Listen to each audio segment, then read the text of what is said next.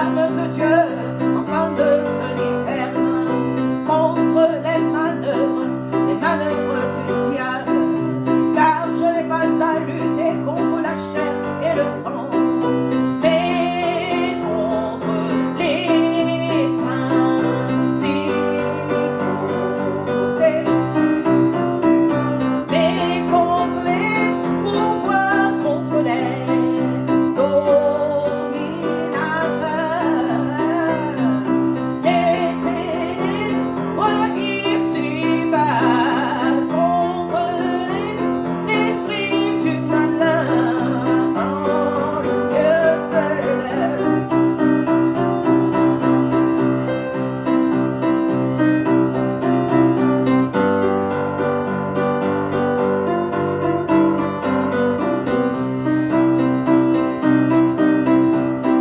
Je prends toutes les armes de Dieu afin de résister dans les mauvais jours et tenir ferme après avoir tout surmonté.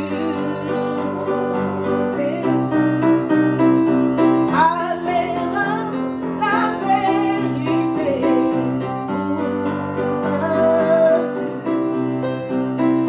À mes reins, la vérité pour ceinture. À mes reins, la vérité pour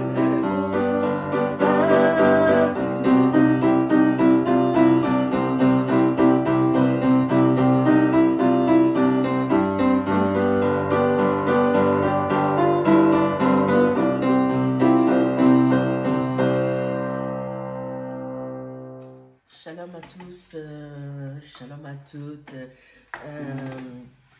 Je sors de mon silence pour dire aux uns et aux autres que je pense à vous. Je pense à vous dans ces moments ô combien difficiles et où nous sommes confinés. Je vous fais cette vidéo depuis mon lieu de résidence en France, où je pense à ceux qui sont vraiment sur les fronts. Je pense aux médecins, je pense à toute l'équipe. Je voulais dire un grand bravo aux courageux et puis toutes les personnes qui sont dans les hôpitaux. Je voudrais dire force et courage à tous ceux qui sont malades et tous ceux qui sont atteints. Et je voudrais dire également ma tristesse et mes sincères condoléances pour tous ceux qui ont perdu vraiment des êtres très chers. Nous-mêmes, dans le monde de la culture, nous sommes aussi très affectés par différents artistes qui sont aussi partis dans cette situation de coronavirus. Et la perte dont tout le monde est conscient également en ce moment, c'est Manu Dibango. Eh bien Manu, tu es passé de l'autre côté, mais nous pensons à toi. Je pense vraiment à toute ton équipe et à ta famille. Et je vous présente mes sincères condoléances. Condoléances à toutes les personnes que nous ne connaissons pas, qui meurent tous les jours, qui tombent comme des mouches. Et je voudrais dire ici que on se rend compte quand même de la fragilité de ce monde. La Bible me dit que Dieu est puissant, et je le sais par expérience de certaines choses, qu'il est le seul. Il est le seul à qui revient la gloire, la puissance. Et la Bible me dit que Dieu tient le cœur de tous les hommes au creux de sa main. Dieu tient le cœur des présidents. Dieu tient les cœurs des ambassadeurs. Aujourd'hui, nous voyons que ce soit Emmanuel Macron, que ce soit Donald Trump, que ce soit Angela Merkel, qu'on soit grand, petit, pauvre, riche ou je ne sais quoi, nous sommes logés aux mêmes enseignes aujourd'hui.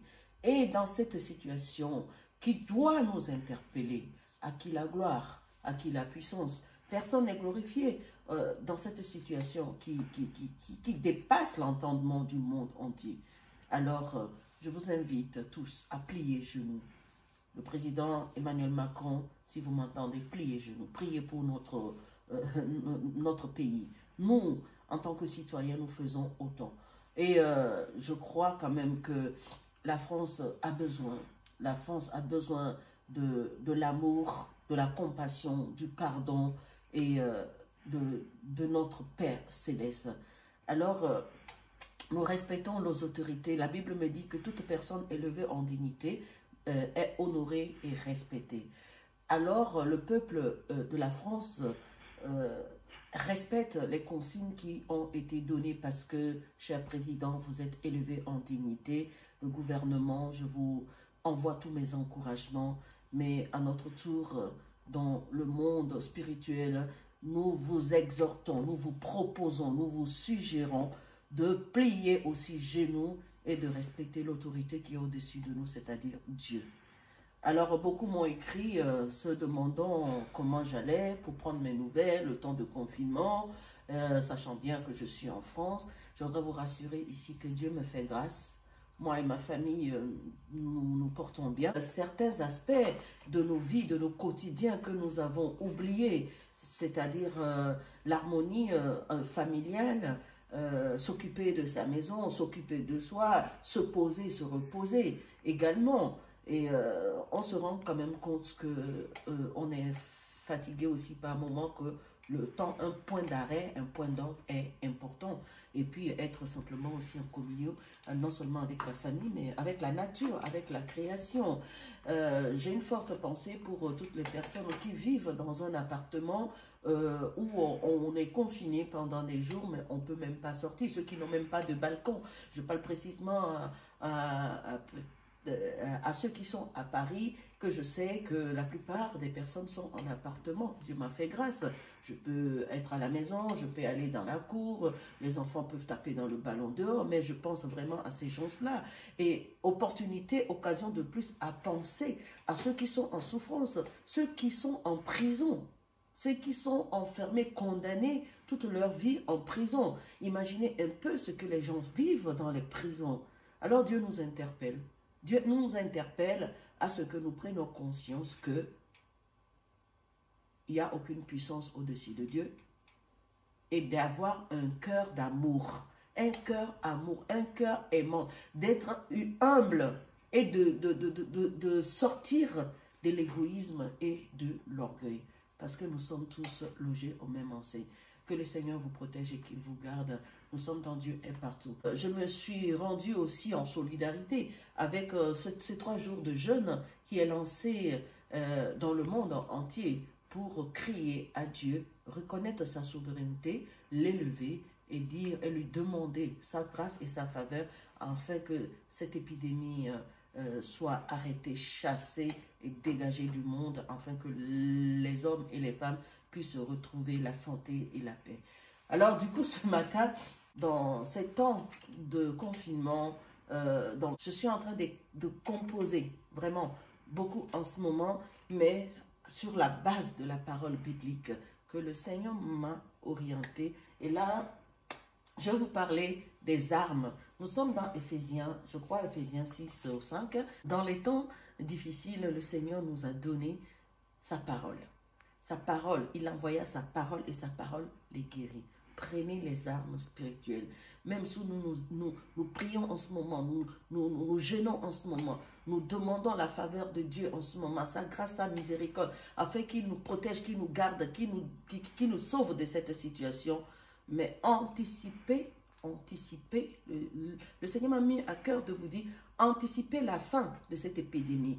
Anticipez, n'attendez pas la fin pour commencer à chercher encore comment faire ou retourner dans la vie que vous meniez avant, ou dans la vie que nous menions avant.